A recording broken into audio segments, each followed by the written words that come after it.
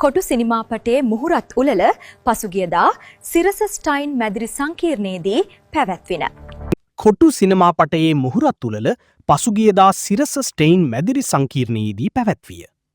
අතිශය ජනාදරයට පාත්‍ර වූ කොටු ටෙලිනාට්‍ය අධ්‍යක්ෂණය කළ අසංක සායක්කාර විසින්ම කොටු සිනමා සිතුවම අධ්‍යක්ෂණය කරයි.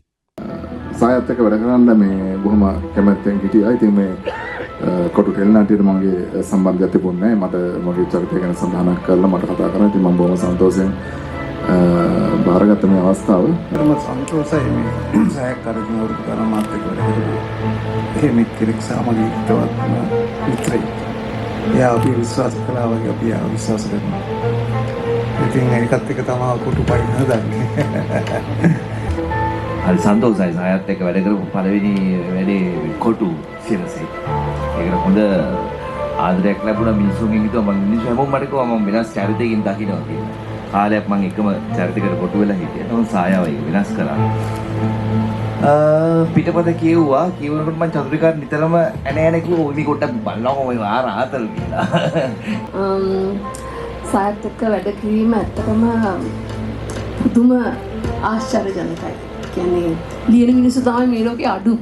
කියන්නේ පරිකල්පනය කරන්න පුළුවන් ශක්තියක් තියෙන මිනිස්සු තමයි වඳ වීගෙන යන්නේ.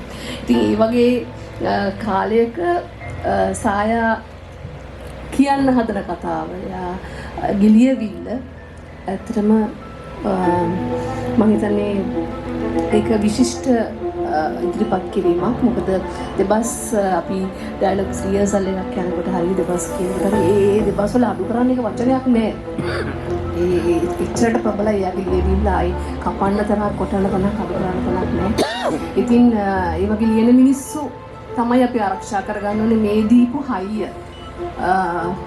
මේ මාධ්‍ය ආයතනයක් විදිහට මේ ලබා දුන්නු අත්වල මම හිතන්නේ සායට ලොකු ගමනක් යන්න ලොකුම ආශිර්වාදයක් වෙන්න කියලා මම හදවතින්ම ප්‍රාර්ථනා කරනවා.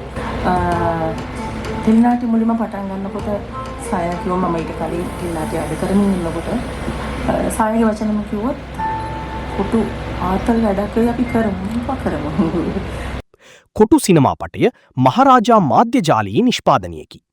සම්පත් ජයවීර, ධර්මප්‍රිය ඩයස්, ජගත් චමිල, ඉසුරංග ජයකුමාර, ජයනි සේනානායක, හිරුෂාන් හෙට්ටිආරච්චි, සුලෝ හරපද්දිනිය, නිල්මිනි සිගේරා, සරත් කොතලාවල, මාධවී මල්වත්ත, චතුර රාජපක්ෂ, ගයාන් වික්‍රමතිලක, හිමාලි සයුරංගි, සනත් විමලසිරි, මැල්කම් මචාඩෝ ඇතුළු පිරිස කොටු නාට්‍යයේ රංගනී යෙදෙති.